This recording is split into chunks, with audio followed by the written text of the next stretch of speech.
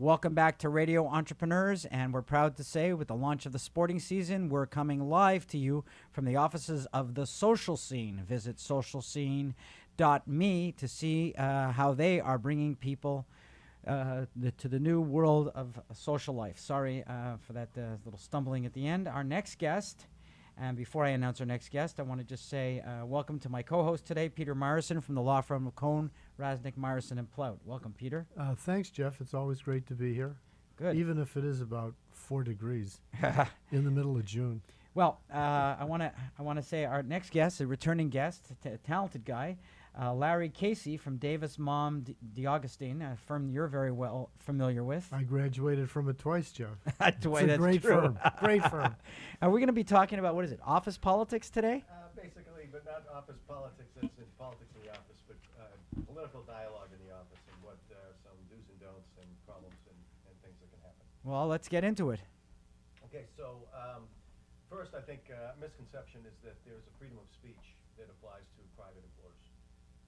So that employees in a private office or a private company can stand up and tout political issues and that they have a right to freedom of speech. You mean they can't? That's not the case. Oh, come on. No, freedom of speech impacts government intrusion, not private companies. So private companies can limit, and in a lot of respects should limit political speech because it can cause a lot of problems in the office.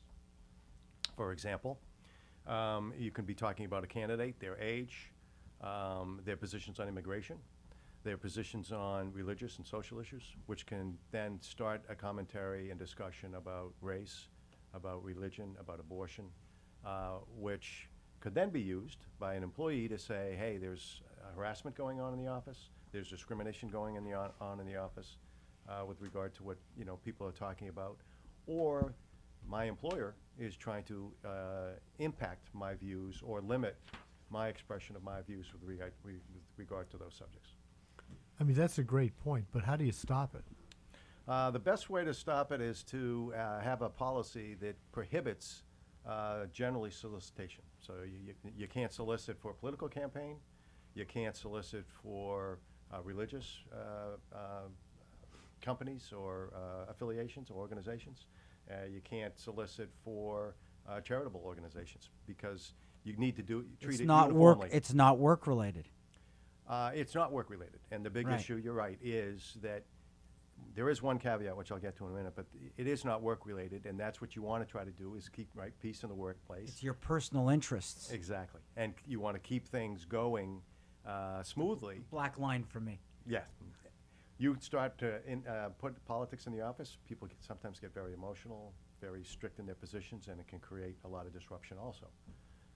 But I think the bigger issue, that is an issue, but the other issue is you don't want to an employer doesn't want to open themselves up to claims of discrimination or harassment. Now, one caveat to the limitation is if it deals with work-related conditions under the NLRB, the National Labor Relations Act, that you cannot limit discussion among employees with regard to employment-related issues on working conditions, wages, anything related to work-related. So there's a fine line there when you're putting limitations out there. You have to be more restrictive.